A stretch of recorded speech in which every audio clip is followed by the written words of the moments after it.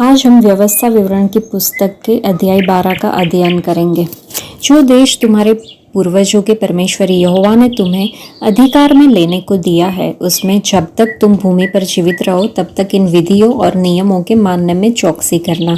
जिन जातियों के तुम अधिकारी होंगे, उनके लोग ऊंचे ऊंचे पहाड़ों या टीलों पर या किसी भांति के हरे वृक्ष के तले जितने स्थानों में अपने देवताओं की उपासना करते हैं, उन सभी को तुम पूरी रीति से नष्ट कर डालना। उनकी वेदियों को ढा देना, उनकी लाठों को तोड़ डालना, उनकी अशेरा नामक मूर्तियों को आग में जला देना और उनके देवताओं की खुदी हुई मूर्तियों को काट कर गिरा देना कि उस देश में से उनके नाम तक मिट जाए। फिर जैसा वे करते हैं, तुम अपने परमेश्वर यहोवा के लिए वैसा न करना, किंतु जो स्थान तुम्हारा परमेश्वर यहोवा तुम्हारे सब गोत्रों में से चुन लेगा कि वहां अपना नाम बनाए रखे, उसके उसी निवास स्थान के पास जाया करना और वहीं तुम अपने होम बलि और मेल बलि और दशमांश और उठाई हुई भेंट और मन्नत की वस्तुएं और स्वेच्छा बलि और गाय बेलों और भेड़ बकरियों के पहलौठे ले जाया करना और वहीं तुम अपने परमेश्वर यहोवा के सामने भोजन करना और अपने अपने घराने समेत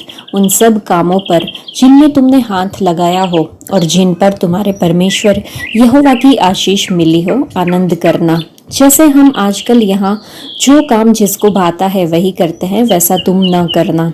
जो विश्राम स्थान तुम्हारा परमेश्वर यहोवा तुम्हारे भाग में देता है, वहां तुम अब तक तो नहीं पहुंचे, परंतु जब तुम यरदन पार जाकर उस देश में जिसके भागी तुम्हारा परमेश्वर यहोवा तुम्हें करता है बस जाओ और वह तुम्हारे चारों ओर के सब शत्रुओं से तुम्हें विश्राम दे और तुम निडर रहने पाओ, तब जो स्थान तुम्हारा परमेश्वर यहोवा अपने नाम का निवास ठहराने के लिए चुन ले, उसी में तुम अपने होम बलि और मेल बलि और दशमांश और उठाई हुई भेंट और मन्नतों की सब उत्तम उत्तम वस्तुएं जो तुम यहोवा के लिए संकल्प करोगे, अर्थात जितनी वस्तुओं की आज्ञा मैं तुमको सुनाता हूँ, उन सभी को वहीं ले जाया करना।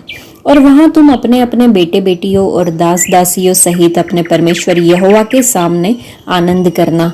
और जो लेवीय तुम्हारे फाटकों में रहे वह भी आनंद करे, क्योंकि उसका तुम्हारे संग कोई नीच भाग या अंश न होगा। और सावधान रहना कि तू अपने होम बलियों को हर एक स्थान पर जो देखने में आए न चढ़ाना, परंतु जो स्थान तेरे किसी गोत्र में यहोवा चुन ले वहीं अपने होम बलियों को चढ़ाया करना। और जिस जिस काम की आज्ञा मैं तुमको सुनाता हूँ उसको वहीं करना। परंतु तू अपने सब फाटकों के भीतर अपने जी की इच्छा और अपने परमेश्वर यहोवा की दी हुई आशीष के अनुसार पशु मारकर खा सकेगा। शुद्ध और अशुद्ध मनुष्य दोनों खा सकेंगे, जैसे कि चिकारे और हिरन का मांस, परंतु उसका लहू न खाना। उसे जल के समान भूमि पर उंडेल देना। फिर अपने अन्न या दाख मधु या टटके तेल का दशमांश और अपने गाय बेलों या भेड़ बकरियों के पहलौठे और अपनी मन्नतों की कोई वस्तु और अपने स्वेच्छा बलि और उठाई हुई भेंटें अपने सब फाटकों के भीतर न खाना। उन्हें अपने परमेश्वर यहोवा के सामने उसी स्थान पर जिसको वह चुने अपने बेटे बेटियों और दास दासियों के और जो लेवीय तेरे फाटकों के भीतर रहेंगे उनके साथ खाना। और तू अपने परमेश्वर यहोवा के सामने अपने सब कामों पर जिनमें हाथ लगाया हो आनंद करना। और सावधान रह कि जब तक तू भूमि पर जीवित रहे तब तक लेवियों को न छोड़ना। जब तेरा परमेश्वर यहोवा अपने वचन के अनुसार तेरा देश बढ़ाए और तेरा जी मांस खाना चाहे और तू सोचने लगे कि मैं मांस खाऊंगा, तब जो मांस तेरा जी चाहे वही खा सकेगा।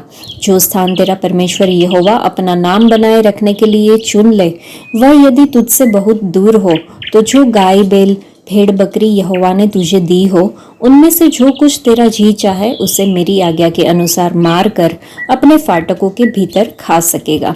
जैसे चिकारे और हिरन का मांस खाया जाता है, वैसे ही उनको भी खा सकेगा। शुद्ध और अशुद्ध दोनों प्रकार के मनुष्य उनका मांस खा सकेंगे, परंतु उनका लहू किसी भांति न खाना, क्योंकि लहू जो है वह प्राण ही है। और तू मांस के साथ प्राण कभी भी न खाना। उसको न खाना, उसे जल के समान भूमि पर उंडेल देना। तू उसे न खाना, इसलिए कि वह काम करने से जो यहोवा की दृष्टि में ठीक है, तेरा और तेरे बाद तेरे वंश का भी भला हो। परंतु जब तू कोई वस्तु पवित्र करे या मन्नत माने, तो ऐसी वस्तुएं लेकर उस स्थान को जाना जिसको यहोवा चुन लेगा, और वहां अपने होम बलियों के मांस और लहू दोनों को अपने परमेश्वर यहोवा की वेदी पर चढ़ाना, और मेल बलियों का लहू उसकी वेदी पर उंडेल कर उनका मांस खाना।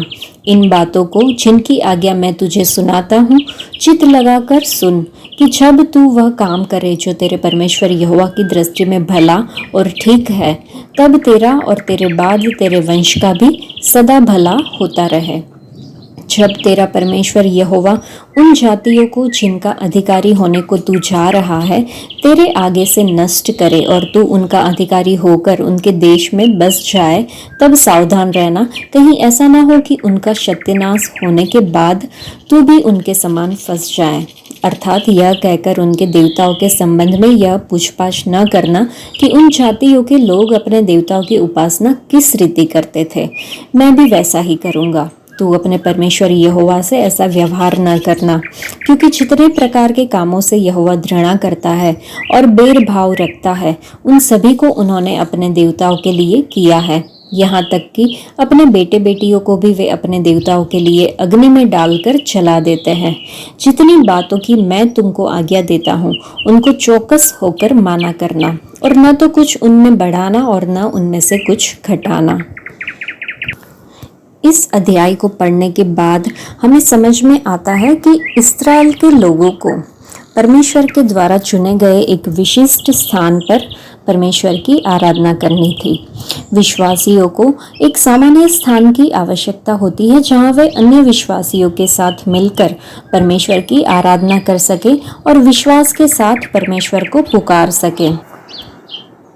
यह एक ऐसा स्थान होना चाहिए जिसे परमेश्वर ने अपना नाम धारण करने के लिए चुना हो, एक ऐसा स्थान जहां उनके वचन रखे जाते हो, उनकी पवित्र आत्मा मौजूद होती हो और लोग भी पवित्र आत्मा से भरते जाते हो। आज सभी विश्वासी केवल महायाजक ही नहीं बल्कि परम पवित्र स्थान में प्रवेश करते हैं, क्योंकि परम पवित्र स्थान को पवित्र स्थान से अलग करने वाला जो पर्दा था वो तब फट गया जब प्रभु यीशु मसीह ने हमारे सभी के लिए अपना खून बहाया था। परमेश्वर ने आपके लिए अपनी उपस्थिति में प्रवेश करने का मार्ग साफ कर दिया। हम उनकी उपस्थिति और प्रेम का आनंद अब ले सकते हैं। परमेश्वर चुनते हैं कि वह कहाँ निवास करे, और परमेश्वर ने चुना कि वह हमारे अंदर निवास करे। आज के लिए इतना ही। परमेश्वर आप सबको आशीष दे। धन्यवाद।